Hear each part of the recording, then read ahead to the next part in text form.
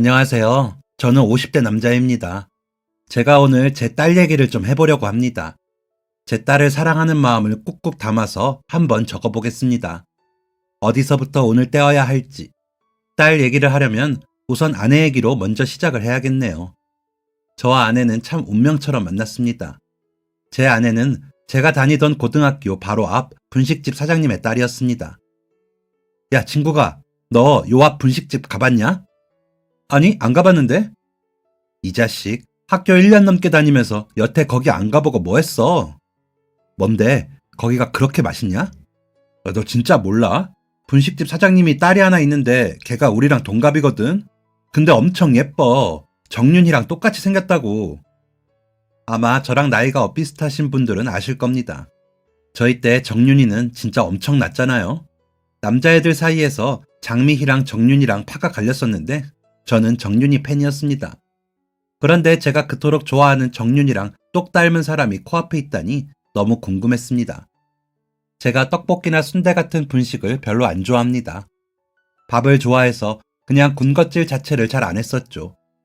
그래서 분식집에 갈 일이 없었는데 어쩐지 맨날 학교 끝나고 교문 나갈 때 보면 분식집이 들끓더라고요. 저리도 떡볶이가 좋을까 했는데 다들 시커먼 속내를 품고 있었던 겁니다. 제가 5남매 중 넷째입니다. 애매하게 끼어있던 탓에 항상 부모님에겐 뒷전인 처지였죠. 그래서 용돈도 잘 못 받고 다녔습니다. 준비물 있다고 하고 준비물 사고 몇백 원 꽁쳐두는 게 제 용돈의 전부였죠. 그래서 비싼 떡볶이는 사 먹지를 못하고 분식집에서 떡볶이랑 같이 파는 불량식품 같은 것만 사 먹을 수 있었습니다. 정윤이를 닮았다는 그 여자애를 보기 위해서 분식집 안에 있는 불량식품을 한참이나 고르고 또 골랐더랬죠.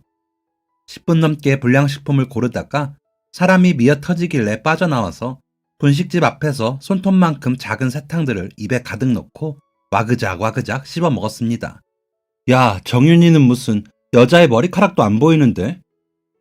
같이 온 친구한테 불평을 늘어놓으니 친구가 원래 이 시간쯤 나타나는데 이상하다며 두리번거렸습니다. 그때였습니다. 사내 자식들이 동굴에서 울리는 것 같이 낮은 목소리로 웅성거리는 소리가 들렸습니다. 때로는 감탄사도 들렸습니다. 그리고 곧 여자의 목소리가 들렸습니다. 저희 학교가 남고라서 여자의 모습을 보기도 힘들고 목소리 듣는 것은 더더욱이 힘들거든요.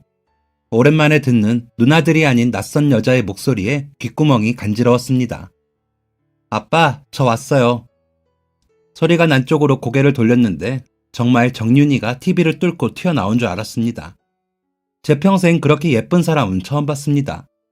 떡볶이를 먹던 녀석들도 불량식품만 뒤적이던 녀석들도 모두 넋을 잃고 그 여자애를 쳐다봤습니다.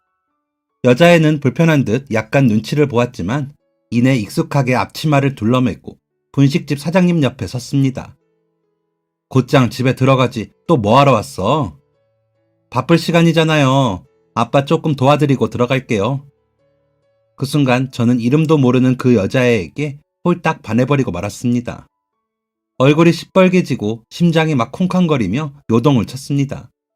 온 세상 여자들이 다 누나들처럼 억척스럽고 지저분한 줄 알았는데 저렇게 아름다운 여자가 실존한다니 신기할 정도였습니다. 그날부로 저는 준비물을 안 챙겨가서 선생님께 매를 맞는 한이 있더라도 그 돈을 꽁쳐서 불량식품을 사 먹었습니다. 아무것도 안 사 먹고 분식집 앞에 죽치고 있는 놈들도 있었지만 그렇게 하긴 싫었습니다. 일말의 자존심 같은 거였던 것 같습니다. 매일 분식집 안에 가서 불량식품을 느긋하게 고르다가 그 앞에 나와서 야금야금 먹고 있으면 그 여자애가 제 앞을 지나 분식집으로 들어갔습니다. 그럼 저는 다시 분식집에 들어가서 불량식품을 다 먹은 쓰레기를 버리는 척을 하면서 한 번 더 그 여자애를 가까이서 봤습니다. 슬쩍 봐도 예쁜 그 여자애는 가까이서 보면 훨씬 더 예뻤습니다. 자세히 보면 정윤이보다도 더 예뻤습니다. 고등학교 2학년 생활은 그렇게 그 여자애만 보다가 끝이 났던 것 같습니다. 2학년 시작 무렵부터 3학년 올라가기 전까지 그 생활을 계속했으니 반년을 넘게 봤는데 말 한마디도 못 걸었습니다. 소문으로는 그 여자애가 어찌나 도도한지 말 한마디 걸어보려다가 대차게 차인 녀석들이 수두룩하다고 하더라고요. 또 그 여자애의 아빠인 분식집 사장님이 체격이 엄청 좋으셨거든요. 그래서 조폭인 것 같다는 소문도 돌았습니다.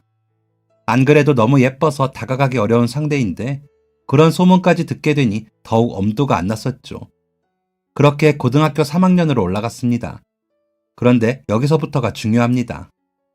저 혼자만의 짝사랑 상대가 어느새 저와 가장 친한 친구가 되던 해였으니까 말이에요. 제가 딱 고등학교 3학년 된 지 일주일이 되던 어느 날이었습니다. 학교 끝나고 집에 들어가니 처음 보는 신발이 놓여져 있었습니다. 주방 식탁에서 어머니랑 모르는 아주머니께서 대화를 나누고 계시더라고요. 다녀왔습니다. 아들 왔어? 어머니가 제게 인사를 하자 마주 앉아 계시던 아주머니께서 제 쪽으로 고개를 돌리며 환하게 웃으셨습니다. 네가 진국이니? 네. 나는 너네 엄마 고등학교 동창이야. 아, 네. 안녕하세요. 이름답게 아주 훤칠하고 듬직하게 생겼네. 감사합니다. 앞으로 우리 딸 잘 부탁해. 네? 무슨 소리인지 모르겠어서 어머니를 휙 돌아보았습니다. 방금 아주머니의 말씀이 재밌었는지 어머니는 호호 웃으시다가 저를 쳐다보셨습니다. 친구가 왜? 딸이요? 너 기억 못하는 거야? 엄마가 어제 말했잖아. 너랑 같이 공부할 친구 구했다고. 네? 그러고 보니 전날 저녁밥을 먹을 때 어머니께서 제게 뭐라고 하셨던 것 같긴 했습니다. 그런데 그때 옆에 있던 동생이 자꾸 반찬 가지고 궁시렁거리고 누나들도 앞에서 투닥투닥 싸우고 있어서 어머니가 뭐라고 하시는지 잘 못 들었거든요. 전날의 상황을 기억 못하는 제가 무슨 말이냐는 어리둥절한 표정을 짓자 어머니께서 다시 한번 설명을 해주셨습니다. 여기 엄마 친구 딸하고 너하고 동갑인데 너네 둘이 공부 좀 했으면 해서 엄마가 부탁했어. 너 국어 잘하잖아. 여기 이모네 딸은 수학을 그렇게 잘한대. 그런데 국어가 조금 부족하다고 하더라고. 진국이 네가 국어 알려주면서 수학도 같이 배워봐. 네? 제가 왜요? 저는 대학도 안 갈 건데요.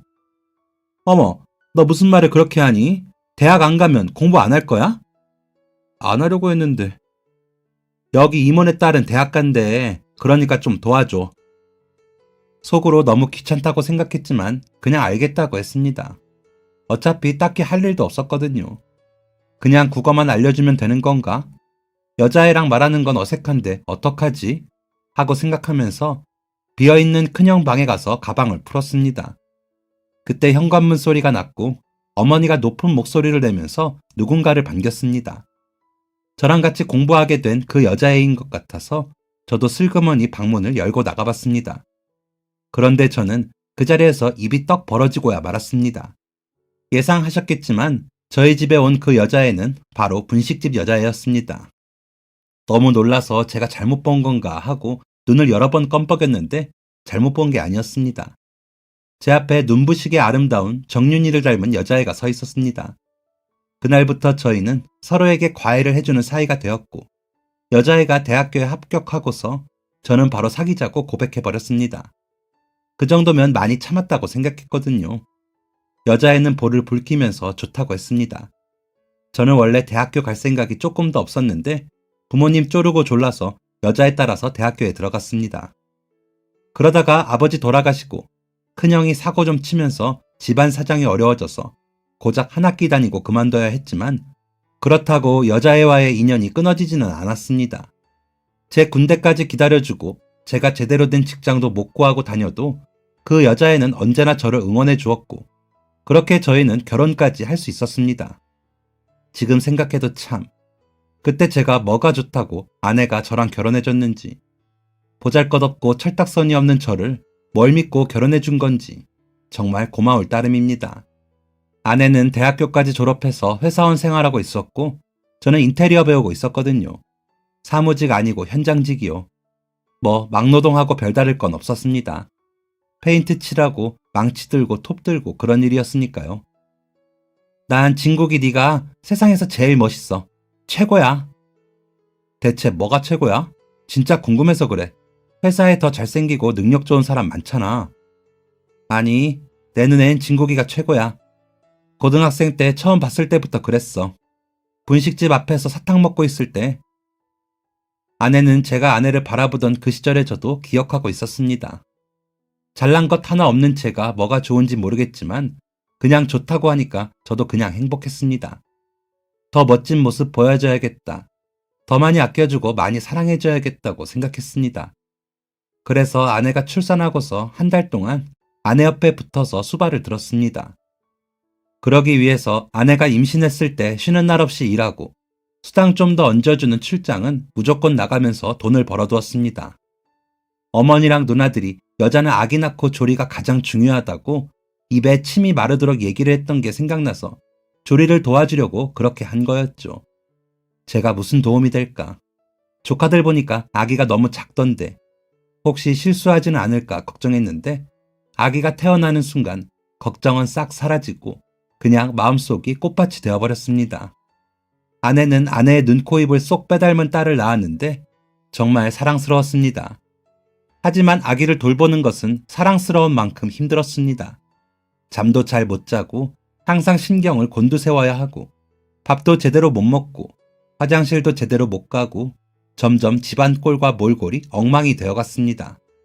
저는 고작 한 달이었지만 아내는 성치도 않은 몸으로 이걸 계속해서 해야 한다고 생각하니 많이 미안해졌습니다. 아마 그 한 달을 함께 하지 않았다면 저는 평생 그 수고를 모르고 살았겠죠. 아무튼 그렇게 한 달 동안을 아내와 아기 옆에 붙어 있으니 아내에 대한 사랑도 커지고 아내와의 전우애도 생기고 아기에 대한 부성애도 생겼습니다. 여보, 나 소화가 좀 안 되는 것 같아. 퇴근하면서 소화제 좀 사다 줄 수 있어? 희정이가 감기 기운이 있어서 계속 집에 같이 있어야 할 것 같아서. 그래, 알겠어. 그런데 당신 요즘 자주 그러네? 병원 가봐야 하는 거 아니야? 고작 이런 걸로 병원은 무슨, 요즘 끼니를 잘 못 챙겨 먹어서 그런가 봐. 속 안 좋다고 밥 거르지 말고 잘 챙겨 먹어. 오는 길에 죽 좀 사다 줄까? 아니다. 내가 전복 사와서 끓여줄게. 귀찮게. 귀찮기는 당신 위해서 하는 건데 오늘 작업 마무리하는 날이니까 최대한 일찍 끝내고 올게. 조금만 기다려. 희정아, 아빠 간다. 아내가 속이 안 좋다고 말하기 시작한 게 저희 딸이 6살쯤부터였습니다. 그때 딸이 유치원에 올라가게 되어서 배우는 게 늘어나다 보니까 챙길 것도 많고 신경 쓸 것도 많고 일정도 조정하느라 아내가 많이 수고를 했거든요. 그러느라 본인 끼니는 거르기가 태반이었습니다. 그것 때문에 속이 불편한 거일 거라고 막연하게 생각을 했었죠. 제가 멍청했습니다. 아내의 작은 변화를 예민하게 반응했어야 했는데 아내가 괜찮다고 해도 아내를 병원으로 끌고 갔어야 했는데 저는 그러지 않았습니다. 멍청하게 아내에게 소화제를 사다 주고 죽만 끓여줬습니다. 끼니를 거르지 말라는 바보 같은 소리만 해대면서 소화도 안 되는 아내 몸보신을 시켜준다고 소고기집에 데려가고 백숙을 해서 먹였습니다. 아내가 위암이라는 사실을 알게 된 것은 아이가 7살 때였습니다. 아내가 아프다는 사실을 알게 된 것도 정말 우연이었습니다. 제가 그때 업장에서 팀장으로 일을 하는데 서울 외곽의 한 병원 인테리어를 들어갔었습니다. 규모도 꽤 크고 거기 대표 원장님이 굉장히 소신 있고 열정도 넘치시더라고요. 매우 까다롭기도 했고요. 그래서 원래 예정된 물량보다 더 들어가고 기간도 더 길어졌습니다. 제가 그때 한 10년을 일을 한 거였는데 거기만큼 까다로운 곳도 처음이었고 거기만큼 대표가 꼼꼼한 곳도 처음이었습니다. 그런데 그게 전혀 기분 나쁘지 않고 재밌었습니다. 대표가 꼼꼼한 만큼 엄청 친절했거든요. 저희 업자들 무시하는 경우가 종종 있는데 그 대표님은 저희를 정말 존중해주고 간식이나 식사도 매번 챙겨주시고 뭔가 시키는 태도가 아닌 의견을 말하고 조언을 구하며 조율해가는 태도였습니다. 그렇기에 저희도 더 열심히 작업에 임했고 그만큼 그 인테리어에 애정이 생겼었죠. 몇 달 걸려서 인테리어 끝내놓으니까 거기 대표님이 감동받아서 저희 건강검진을 한 번씩 해주겠다는 겁니다. 그것도 제일 비싼 몇백만 원짜리로 그냥 해준다더라고요. 저희가 부담돼서 안 받으려고 했는데 이거 다 홍보라면서 주변에 소문 많이 내주면 된다면서 대표 원장님이 웃으면서 말을 하는데 거절하기가 어렵겠더라고요. 그래서 그냥 감사히 받자 하고 그때 같이 일했던 팀원 5명이랑 건강검진을 받기로 했습니다. 그런데 예약을 잡아놓긴 했는데 제가 그때 갑자기 지방 출장이 생긴 겁니다. 그래서 전화로 검사 못 받을 것 같다고 했죠. 아, 예, 원장님. 제가 그날 안 될 것 같아서요. 대전 내려가는데 작업이 몇 주짜리라 다시 예약 잡기도 힘들고 죄송스러워서요. 아이고, 그러시군요. 그래도 우리 팀장님까지 해드려야 마음이 편할 것 같은데. 저도 참 아깝네요. 아, 저 아니면 혹시 저희 아내가 저 대신 검사 받아도 괜찮을까요? 사모님이요? 그럼요, 당연하죠. 바로 예약 잡아드릴까요? 저희 실장님 연결시켜 드릴게요. 이렇게 해서 제 아내가 저를 대신해서 건강검진을 받게 된 것이었습니다.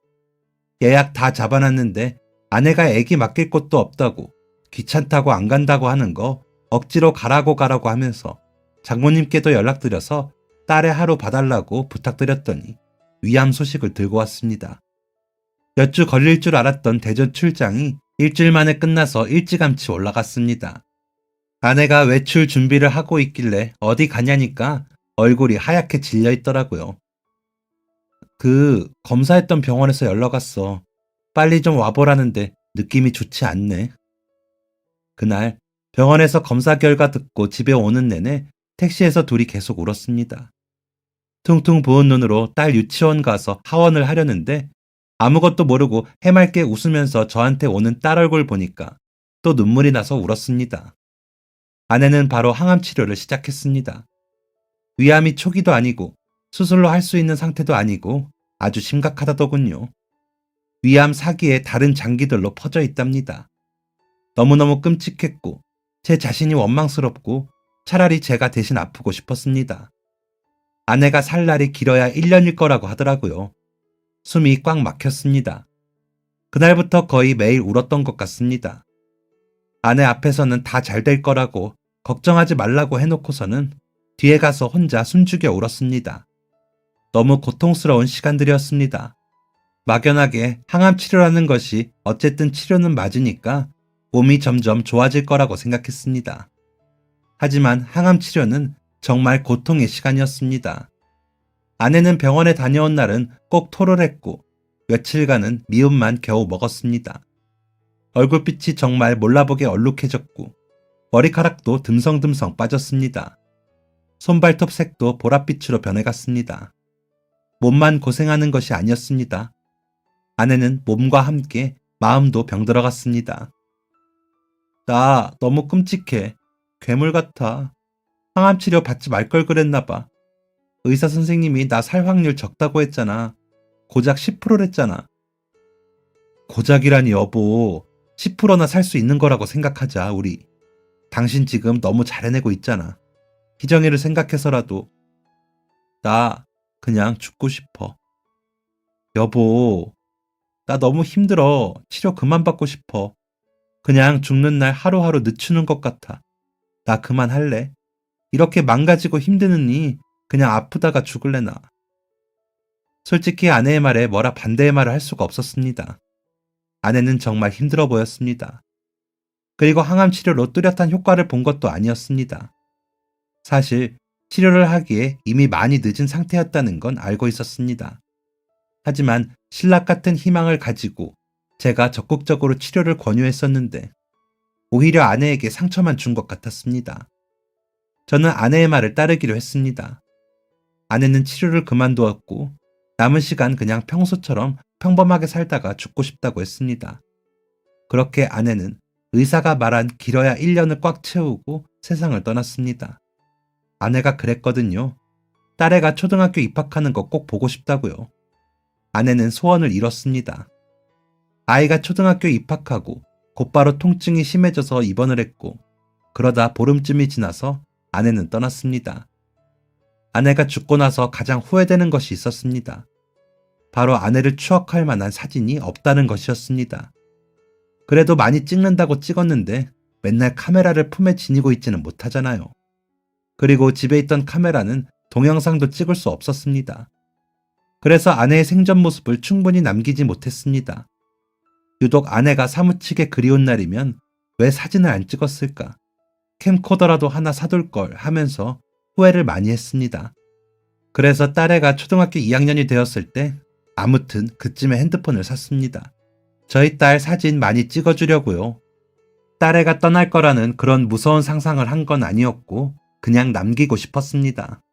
일하다가도 보고 싶으면 핸드폰에서 사진 찾아서 보고 딸애랑 둘이 거실 소파에 앉아서 놀러가서 찍은 사진을 들여다보고 있는 게 재밌었습니다. 아빠, 엄마 사진도 이렇게 핸드폰으로 보면 좋겠다. 그러게, 아쉽다. 그지? 응, 그래도 괜찮아. 내가 머릿속으로 다 기억하고 있으니까. 아빠, 엄마 목소리 기억나? 나는 엄마 목소리가 너무 좋았어. 너무 예쁘고 또 아름다웠어. 아내가 아픈 모습, 서서히 이 세상과 멀어지려는 모습을 누구보다 가까이서 본 저희 아이가 혹시나 충격을 받지는 않을지 걱정을 많이 했습니다.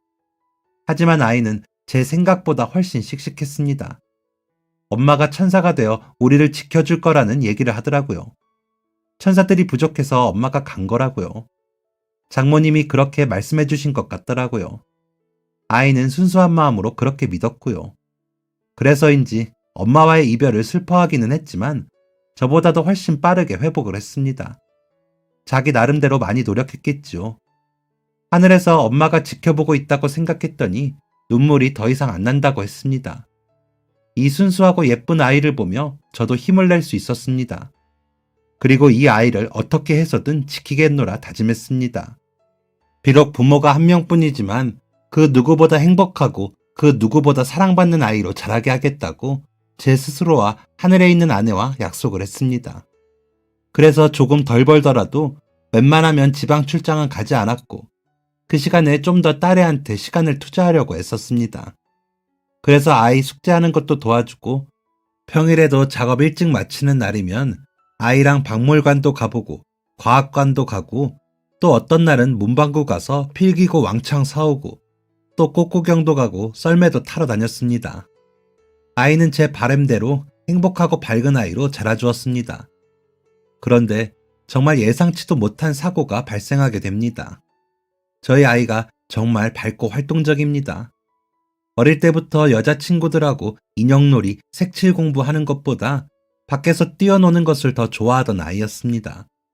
공놀이도 좋아하고 스포츠 경기 보는 것도 좋아하고 수영 문화센터 다닐 때에도 또래보다 훨씬 빨리 배우고 운동신경도 참 좋았습니다. 아이가 한 살 한 살 자라날수록 학업이 늘어나니까 엉덩이 붙이고 공부하는 시간이 자연스럽게 늘어나더군요. 초등학교 고학년부터는 학교에서도 늦게 끝나고 학원도 다니다 보니까 평일에는 밖에서 뛰노는 시간이 아예 없었습니다. 그래서 그때부터는 주말엔 좀 활동적인 걸 하러 찾아다녔습니다. 놀이터도 가보고 공원 가서 캐치볼도 하고 배드민턴도 치고 둘이 축구도 하고 놀았습니다. 아이가 중학생이 되어서 주말엔 언제나 활동적인 놀이를 하면서 시간을 보냈죠. 그런데 요즘엔 주말에는 학생들이 학교를 다 안 간다고 하더군요. 그런데 저희 아이가 중학교를 다닐 때만 해도 토요일에는 학교를 나갔거든요. 그래서 토요일에는 제가 아이 데리러 학교에 가거나 아니면 약속 장소를 정해두고 만났습니다. 아이에게 사고가 생긴 그날도 토요일이었습니다. 희정아, 오늘 아빠가 데리러 갈까? 아니야, 오늘은 그냥 공원에서 만나자, 아빠. 그래? 왜? 학교 앞에서 만나서 같이 가지? 오늘 특별 활동에서 영화관 가는 날이야. 영화관에서 바로 공원 가는 게 빨라. 그리고 영화가 일찍 끝날 것 같아서 지영이랑 영화관 바로 옆에 있는 문구점 좀 구경 가려고. 아, 영화 본다고 한 게 오늘이구나. 그래, 알겠어, 그럼. 아빠가 먼저 공원에 가서 기다릴게. 점심 뭐 먹고 싶은지 생각해 두고. 응, 아빠, 이따 봐. 그렇게 아이는 해맑게 학교로 떠났습니다. 친구랑 팝콘이랑 콜라도 사 먹을 거라며 어찌나 좋아하던지. 그 모습이 아직도 눈에 선합니다. 하지만 아이는 그날 이후로 학교에 가지 못했습니다. 그날 1시 무렵이었습니다. 아이가 말한 시간에 맞춰서 공원에 가는 중이었습니다. 그런데 그때 딸의 친구인 지영이한테 전화가 왔습니다. 제가 딸아이와 친한 친구 몇 명의 전화번호를 알고 있었거든요. 세상이 워낙 흉흉하니 혹시 몰라서 비상 연락망으로 번호를 저장해뒀었죠. 하지만 연락이 온 것은 처음이었습니다. 지영이랑 같이 문구점에 간다고 했는데 혹시 핸드폰을 잃어버리기라도 한 걸까 생각하면서 대수롭지 않게 전화를 받았습니다. 그런데 전화기 너머 들려오는 지영이의 목소리는 굉장히 다급해 보였고 울음이 가득한 목소리였습니다. 아저씨, 아저씨 저 지영인데요. 희정이가 넘어졌는데 일어나지를 않아서 지금 구급대원들이 왔어요. 어떡해요 아저씨. 여기 아저씨들이 아저씨한테 전화를 해달라고 해서. 아, 잠시만요 아저씨. 넘어졌는데 일어나지를 않는다니. 이게 대체 무슨 상황인지 머리가 돌아가지 않아서 그 자리에 우두커니 서 있었습니다. 딸의 친구인 지영이가 잠깐 기다리라고 했고 곧 구급대원이 전화를 바꿨습니다. 안녕하세요 선생님. 구급대원입니다. 희정이 아버님 되시나요? 네, 맞는데요. 아이가 문방구 앞에서 넘어졌는데 일어나지를 않는다고 해서 출동했습니다. 도착해서 바로 CPR 진행했고 맥박과 심박수는 되돌아왔지만 아직 의식이 없는 상태입니다. 바로 응급실로 이송해야 할 것 같아요. 다행히 근처에 특별활동 선생님이 계셔서 일단 선생님 모시고 같이 응급실로 갈게요. 병원 정해지는 대로 다시 연락드릴 테니까 곧장 와주세요. 네, 네 알겠습니다. 네, 바로 연락 주세요. 잠시 멍해진 정신이 돌아오면서 상황 파악이 되었습니다. 병원이 정해지지도 않았지만 일단 뛰었습니다. 5분 정도 후에 특별활동 선생님이 전화로 병원 위치를 알려주었고 곧장 그 병원으로 향했습니다. 병원에 도착해보니 아이는 여전히 의식이 없는 상태로 침대에 누워 있었습니다. 의식 없는 아이를 데리고 몇 가지 검사를 했습니다. 그리고 한참의 기다림 끝에 듣게 된 의사의 말은 뇌출혈. 수술을 해야 한다고 했습니다. 병실이 나면 바로 입원 절차를 밟겠다고 하고 응급실에서 거의 하룻밤을 기다렸습니다. 눈물을 닦으며 딸의 친구 지영이에게 전화를 했고 지영이가 들려준 이야기는 이러했습니다. 영화 끝나고 문구점으로 가는데 사람이 많았어요. 그런데 앞에서 자전거 소리가 들리더라고요. 제가 희정이 손잡고 앞장서서 가고 있었는데 사람들이 막 비키길래 저도 따라서 비켰어요. 자전거 2대가 엄청 빠르게 오고 있었거든요. 그런데 희정이가 그걸 알아채지를 못했나 봐요. 자전거에 부딪혔어요. 자전거 탄 남자 2은 짜증내다가 그냥 가버리고 희정이가 일어나지를 않길래 제가 바로 신고했어요. 죄송해요 아저씨. 죄송합니다. 지영이의 잘못이 아니었습니다. 인도에서 질서 없이 자전거를 탄 그놈들의 잘못이었습니다. 경찰에도 신고를 해두었지만 찾기가 힘들 거라고 하더군요. CCTV가 많던 동네가 아니라서요. 그리고 그땐 제 딸아이가 깨어나지도 않은 마당에 사고 낸 범인 잡겠다고 돌아다닐 수가 없는 노릇이었습니다. 아이 곁을 지켜야 했습니다. 아이에게 부모는 저 하나뿐이었으니까요. 입원하고 바로 다음날 오후에 아이는 수술을 받았습니다. 8시간의 긴 수술을 마친 아이는 중환자실에 이틀 있다가 깨어났습니다. 제발 깨어나게만 해달라고 빌었거든요. 이건 기적이라고 생각했습니다. 희정아, 정신이 들어? 여기요! 여기 우리 딸 깨어났어요. 선생님, 여기 좀 봐주세요. 희정이는 고개를 조금씩 돌리며 두리번거렸습니다. 여기가 어디냐고 물었고 조금 있다가는 머리를 만져보더니 머리카락이 다 어디 갔냐고 하면서 웃었습니다. 정말 다행이다. 하늘이 도왔다고 생각했습니다. 그런데 딸애가 깨어나고 일주일 뒤 다시 검사를 한 아이는 수두증 판정을 받게 되었습니다. 우리 아이 머리에 물이 차고 있다고 했습니다. 뇌출혈 후 간혹 일어나는 일이라고 하더라고요. 뇌 손상을 방지하기 위해서는 물을 계속 빼내는 수밖에 없다고 하는데 아마 또 수술을 해야 할 수도 있다고 했습니다. 그때부터 저와 딸아이의 길고 긴 병원 생활은 시작되었습니다. 수두증에 대해서 정말 많은 공부를 했습니다. 의사 선생님들을 쫓아다니면서 끈질기게도 물어봤습니다. 저희 아이가 완치될 수 있는 건지, 어떻게 해야 하는 건지 지겹도록 물어봤습니다. 그런데 이런저런 설명은 해주는데 명쾌하게 저희 아이가 살 수 있다는, 괜찮아질 거라는 확신의 대답은 듣지를 못했습니다. 아이의 입원 생활이 한 달쯤 되었을 때 저는 예상할 수 있었습니다. 아이가 언젠가 저를 떠날 수도 있다는 것을요. 갑자기 아내가 죽고 나서 사진을 많이 남기지 못해 후회가 된 게 생각이 나더라고요. 그래서 그때부터는 더 열심히 딸의 사진을 찍었습니다. 하지만 계속해서 딸아이가 제 곁을 떠나지 않기를 빌고 또 빌었죠. 너무나 다행히도 아이가 긍정적이고 밝은 마음으로 버텨주어서 또 아직 너무나도 어린 나이기 때문에 금방 회복이 될 줄 알았습니다. 하지만 아이의 마음과는 반대로 상황은 점점 악화되었습니다. 희정이 아버님, 희정이가 수술을 해야 할 것 같아요. 그런데 지금 희정이 같은 경우 한 번 뇌에 출혈이 있던 아이라서 예후를 장담하기가 어렵습니다. 하지만 지금 희정이가 좌뇌신경이 많이 손상되어 있고 자꾸 뭔가를 까먹는 등 평소답지 않은 행동을 한다고 하니 수술을 하는 것이 최선의 방법일 것 같습니다. 결정되시면 저희한테 알려주세요.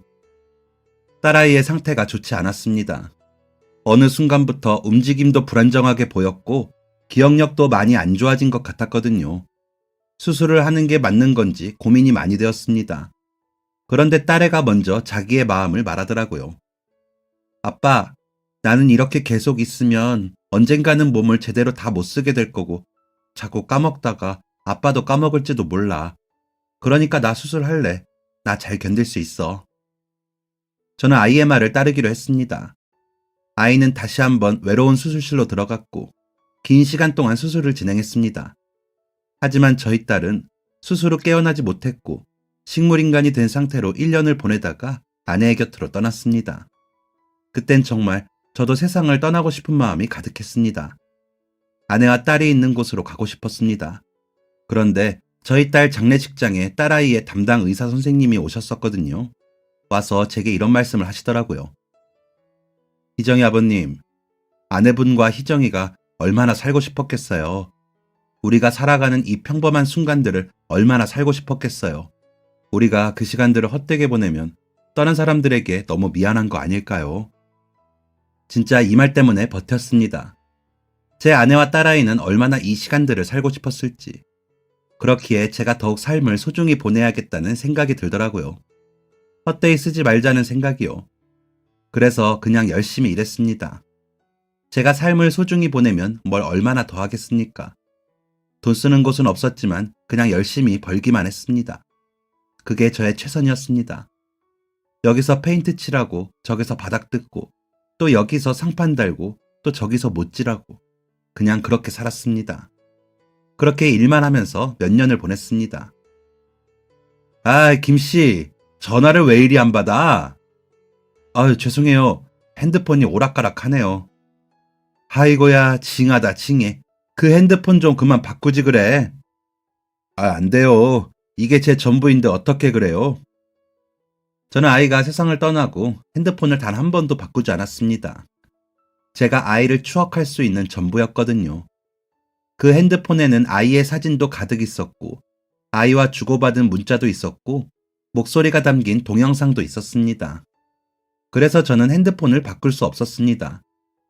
이 사진들을 컴퓨터로도 옮길 수 있다고 했는데, 컴퓨터 같은 걸 제가 가지고 있을 리도 없었고, 다룰 줄도 몰랐고, 시시때때로 꺼내서 아이 사진을 볼 수 있는 핸드폰이면 충분했습니다. 그렇기에 핸드폰은 제 보물과도 같았습니다. 그냥 보물 그 자체였습니다. 그러던 어느 날이었습니다. 김씨, 또 전화 안 받네? 핸드폰이 아니라 고물이요, 고물. 저 지난주에 핸드폰 수리점에서 고쳤는데 이상하다. 잠깐만요. 밖에 핸드폰을 뒀나봐요. 그때 미용실 개업 공사를 하고 있었습니다. 미용실 바로 옆에 저희 차가 세워져 있었고 제가 바지를 갈아입느라 제 가방을 꺼내뒀었거든요. 그러다 바지를 갈아입으면서 가방 위에 핸드폰을 올려두었는데 그대로 들어와서 작업을 하고 있던 겁니다. 얼른 핸드폰 가지러 가려고 나가봤는데 가방 위에 입고 온 바지만 있더라고요. 건물 아니며 밖이며 차 아니며 전부 다 뒤져봤는데도 찾을 수가 없었습니다. 큰일 났다 싶었습니다. 저 잠깐 경찰서 좀 다녀올게요. 얼른 근처에 있는 경찰서로 달려갔습니다. 남들에게는 고작 핸드폰이라고 생각이 되겠지만 핸드폰은 제 전부였습니다. 제 딸아이와 다름없는 것이었습니다. 저는 자식을 잃어버린 사람처럼 벌벌 떨면서 경찰서에 가서 핸드폰을 잃어버린 사정을 말했습니다. 선생님, 일단 진정하시고 그 언덕백에 있는 그쪽 말씀하시는 거죠? 이제 막 상가 들어오고 있는. 예, 맞습니다. 아이고, 골치 아프게 생겼네. 그쪽이 이제 막 뭐가 들어서서 CCTV가 많이 없는 곳이라 범인 잡기가 영 힘들 텐데. 제발, 꼭 좀 제발 부탁드립니다. 정 안 되면 핸드폰 새로 하나 사세요. 아까워도 별 수 있나요? 제 제 딸아이 사진이 거기 가득합니다. 딸애가 지금은 세상에 없어요. 추억할 수 있는 게 거기 있는 사진뿐이에요. 제발 좀, 제발 좀 찾아주세요. 부탁드립니다. 제 속사정을 알게 된 경찰관들이 다들 입을 꼭 다물었습니다. 그리고 방금 제게 핸드폰을 새로 사라고 했던 젊은 경찰관분이 제 손을 꼭 잡아주었습니다. 선생님, 일단 근처에 CCTV 있는지부터 확인해 볼게요. 조금만 기다려주세요. 일단 급한 연락은 받으셔야 하니까 저희 연락도 받으셔야 하고요. 그러니까 핸드폰 가게 가셔서 임시 핸드폰부터 받으세요. 제가 같이 가드릴게요. 감사하게도 경찰관은 저와 함께 핸드폰 가게에 가서 임시 핸드폰을 받는 걸 도와주었습니다. 그리고 근처 CCTV를 확인하러 간다면서 먼저 들어가라며 저를 보냈죠. 연락은 바로 다음날 왔습니다. 선생님, 그쪽 근방에 CCTV가 2대가 있어서 확인해봤는데 범인이 나오긴 나왔는데 화질이 너무 좋지가 않네요. 어디로 갔는지도 확실하게 모르겠고요. 남자인 것 같기는 한데 일단 오늘 더 찾아보려고요. 조금만 더 기다려주세요. 예, 감사합니다. 정말 감사합니다. 하지만 그 이후로는 진전이 없었습니다. 이틀에 한 번꼴로 경찰에서 전화가 오긴 했지만 더 찾아보겠다는 말뿐이었습니다. 그렇게 보름쯤이 되니 속이 답답해 미칠 지경이었습니다.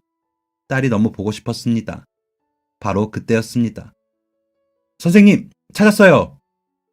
마침 그 미용실에서 작업을 하고 있어서 바로 경찰서로 달려갔습니다. 선생님, 핸드폰 여기 있습니다. 보름 만에 드디어 제 핸드폰을 찾게 되었습니다. 저는 당장 범인을 고소라도 할 작정으로 범인은 어디에 있냐고 물어봤습니다. 그러니까 경찰관이 경찰서 한쪽을 가리키더라고요. 그쪽을 보니 나이가 지긋하게 드신 할아버지가 앉아 계셨습니다. 빼빼 마른 몸에 머리는 순 흰색이었고 옷은 낡아 보였습니다.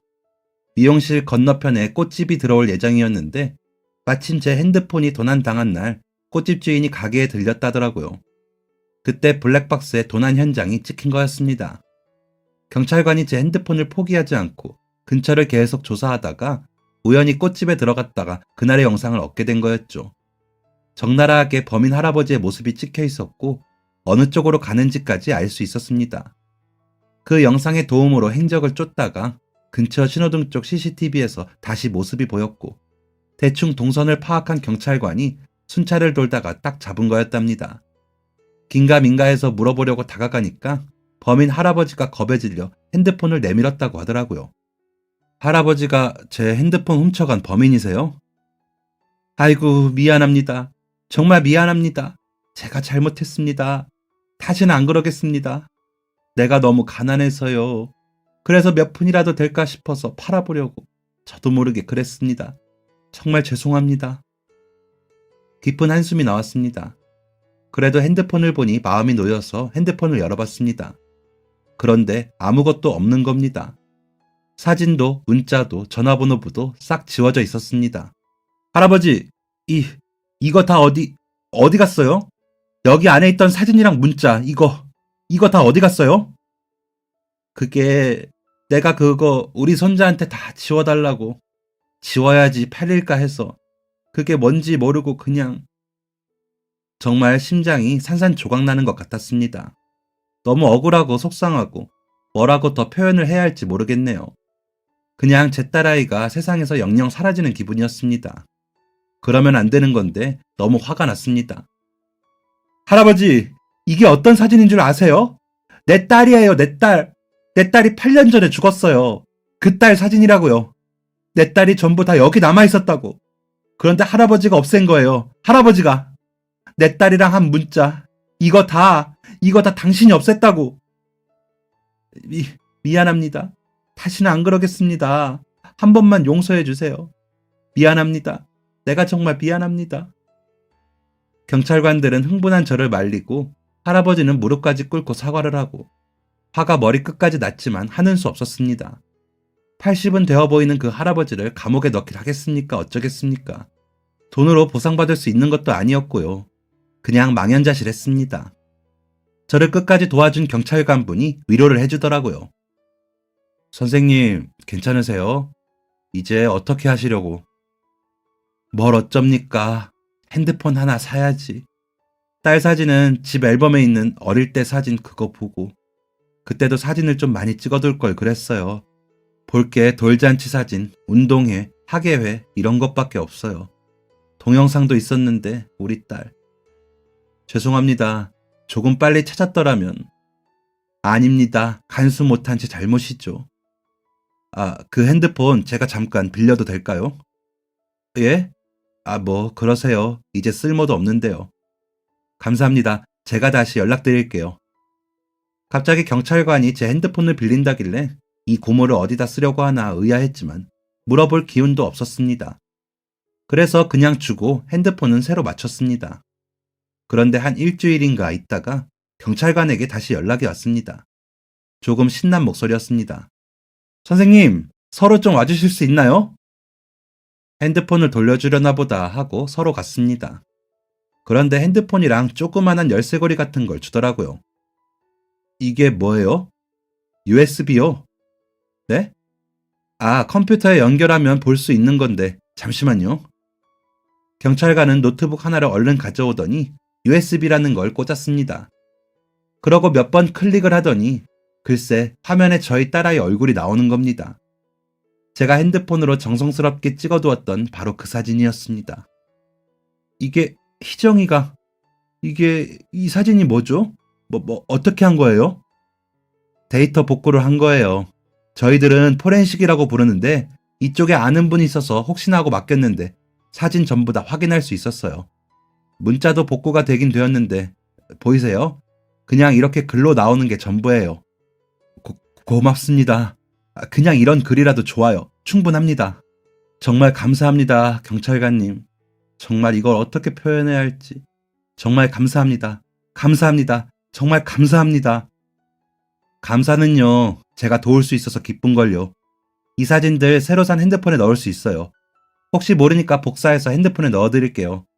핸드폰으로도 보시고 이 USB도 잘 보관하셨다가 컴퓨터로 크게도 보시고 나중에 또 핸드폰 바꾸실 때 쓰세요.